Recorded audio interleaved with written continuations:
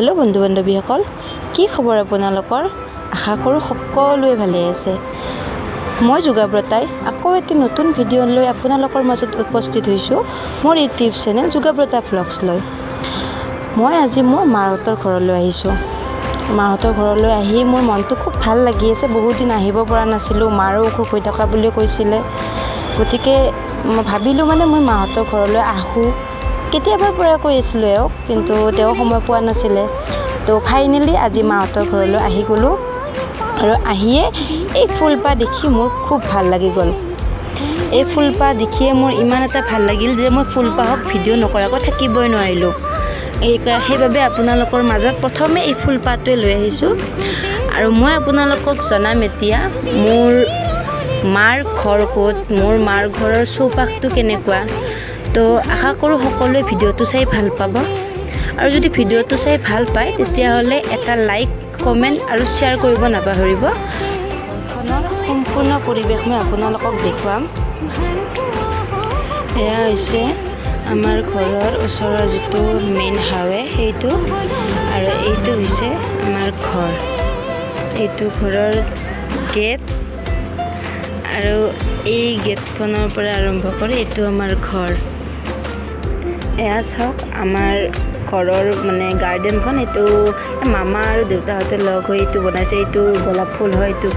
এইটোক আমি কুকুৰা জবা বুলি কওঁ। এইটো কুকুৰাৰ মূৰৰ থোপাটোৰ নিচিনা হয় না, এইটো হোৱাইট গোলাপ। এইটো ইয়াতো আছে, এইটো কুকুৰা জবা। এইটো ৰেড গোলাপ। এইটো ইমান ধুনীয়া দেখি ন, এইবোৰ ইমান ধুনীয়া এটা পৰিৱেশ। বহুত সযতনে এইবোৰ মায়েও এইবাৰ পৰিচৰ্যা কৰে আৰু মামাহঁতেও এইবোৰ পৰিচৰ্যা কৰে। আৰু এইটো হৈছে আমাৰ ঘৰৰ সন্মুখটো মই আপোনালোকক দেখুৱাইছিলোঁ। আৰু এয়া হৈছে গেন্দে ফুলৰ,